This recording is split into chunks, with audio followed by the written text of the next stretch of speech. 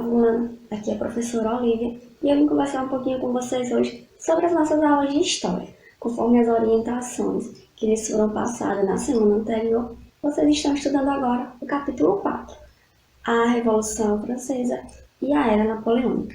Revisando um pouco daquilo que vocês já estudaram em casa, a Revolução Francesa. Importante entendermos a Revolução Francesa como uma série de acontecimentos ocorridos na França durante o século XVIII. Importante também lembrarmos que a França, naquele momento, era uma sociedade que tinha uma divisão social bastante rígida, né? A gente tinha 3 estados ou estamentos, como eram denominados. A gente tinha aí o clero, a gente tinha a nobreza e a gente tinha o povo.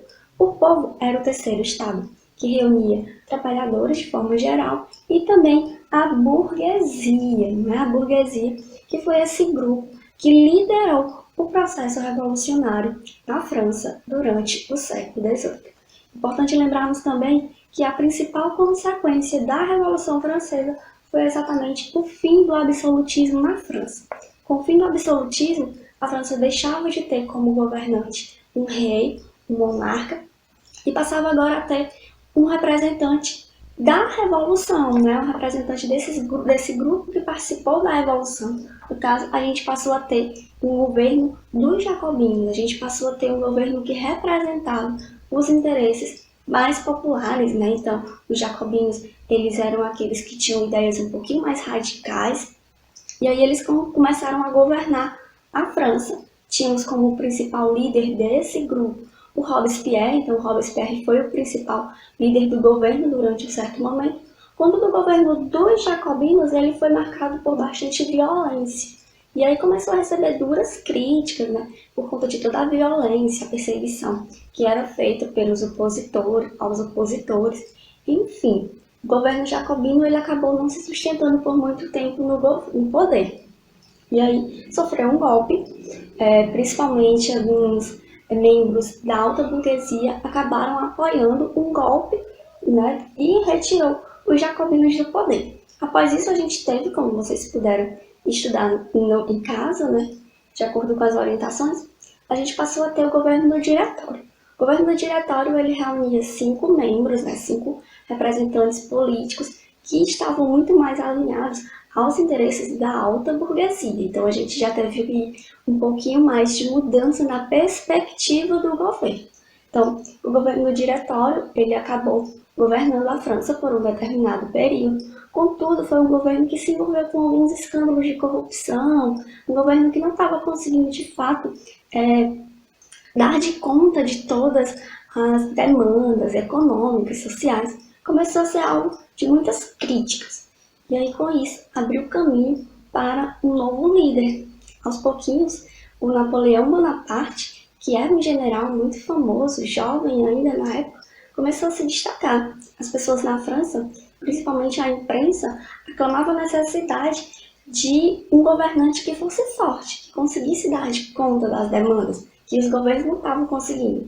E aí, com isso, o Napoleão Bonaparte ele acaba conseguindo tomar o poder em um golpe chamado 18 de Brumário.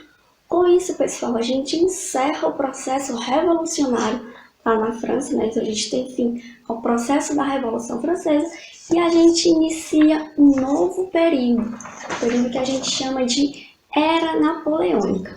A Era Napoleônica ela teve 15 anos, durou por 15 anos e foi dividida em consulado e império. O consulado, pessoal, foi o seguinte: Napoleão Bonaparte assumiu o governo, mas não assumiu sozinho. Ele estava dentro de um consulado. Então, como era isso? Havia outros 3 representantes, né? No caso, outros 2, 3 com Napoleão. Napoleão era o principal representante político naquele momento, né? Líder do governo. Então, o governo do consulado, né, tinha aí Napoleão Bonaparte com grandes poderes. Ele era o primeiro cônsul, como se denominava. E aí ele acabou utilizando de um pouco de autoritarismo, né? Então ele era uma figura um pouquinho autoritária. Importante lembrar também que, além disso, foi um governo marcado por alguns avanços. Tanto no setor educacional, ele criou algumas escolas de ensino fundamental. Houve também aí um avanço no setor econômico, com o desenvolvimento da industrialização na França e tudo mais. E também houve um pouquinho de avanço na questão do direito, com a criação do Código Civil. E isso contribuiu bastante para a questão do avanço no direito lá na França. Foi um governo que ganhou uma boa aprovação, foi um governo que foi bastante aprovado, né, pelas pessoas lá na França e tudo mais. E aí, aos pouquinhos, o Napoleão Bonaparte, ele acabou se tornando o imperador, né. Importante lembrar que isso não aconteceu da noite para o dia, né, então também foi a aclamação que ele acabou se autonomeando imperador. O Império, pessoal, o período imperial do governo de Napoleão Bonaparte, ele foi marcado principalmente pelo expansionismo militar. O que é que foi isso? Então, Napoleão Bonaparte, ele pertencia ao exército, ele era um general famoso pelas conquistas, pelas vitórias nas batalhas que ele enfrentava, e aí ele trouxe essa marca característica dele para o seu governo. Então ele se preocupou muito com a questão da expansão, a conquista de novos territórios. E ele acabou de fato conseguindo construir um grande império. Contudo, ele tinha uma inimiga na Europa, digamos assim. Né? Tinha um país, tinha uma nação que não seria tão fácil conquistar, não seria tão fácil dominar, não seria tão fácil bater. No caso, a Inglaterra. A Inglaterra é uma nação que estava muito industrializada já nesse período, e a França não conseguiria bater tão facilmente a Inglaterra. Qual foi a estratégia desenvolvida por Napoleão? Bloqueio continental. O que foi o bloqueio continental? Napoleão Bonaparte determinou que nenhuma nação europeia poderia mais comercializar mercadorias com a Inglaterra a partir de então. Então ele bloqueou o continente europeu, inviabilizando e impedindo que outras nações comercializassem. De certo modo, nesse sentido, ele acabava atingindo a economia inglesa. De fato, isso aconteceu. De fato, Napoleão conseguiu conquistar muitos territórios na Europa. E isso se prolongou por alguns anos, né? Contudo, pessoal, é importante entender que não foram só maravilhas esse governo, né? E durante o governo de Napoleão Bonaparte também aconteceram alguns probleminhas, né? Durante o Império em especial. E durante o Império em especial, a gente começa a ter um pouco de crítica. Todo esse militarismo de Napoleão Bonaparte, né, começou a ter algumas críticas. Internamente, principalmente por conta da censura. Era um governo que se baseava um pouquinho na censura. Ele era o imperador, então ele utilizava um pouco de autoritarismo, censura, de perseguição. E externamente, teve a questão de que o bloqueio continental ele acabou sendo meio que rompido, né? Principalmente pela Rússia. A Rússia rompeu o bloqueio continental. Ela estava passando por algumas dificuldades econômicas e aí não teve mais saída, não teve solução. A única solução possível era voltar a comercializar, voltar a comprar mercadorias industrializadas lá da Inglaterra. Claro, pessoal, que Napoleão Bonaparte não se satisfez de forma alguma com isso, né, com essa questão desse rompimento do bloqueio continental, essa desobediência da Rússia. E aí Napoleão resolveu ir lá com seu exército, invadir o território russo em pleno inverno russo, um inverno muito rigoroso, e aí ele acabou tendo, né, seu exército, até então, invencível, acabou sendo derrotado. Houveram muitas mortes, muitos soldados morreram nessa batalha, e aí Napoleão foi derrotado, né, voltou para a França.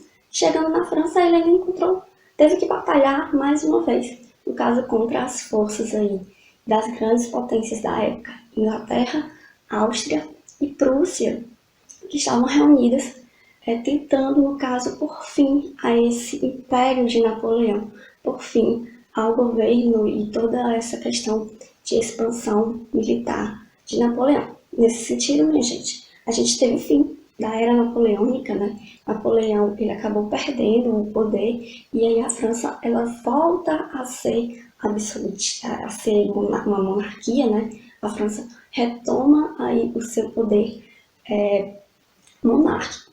E aí, além disso, pessoal, a gente teve também outro ponto do capítulo que trata sobre o Congresso de Viena.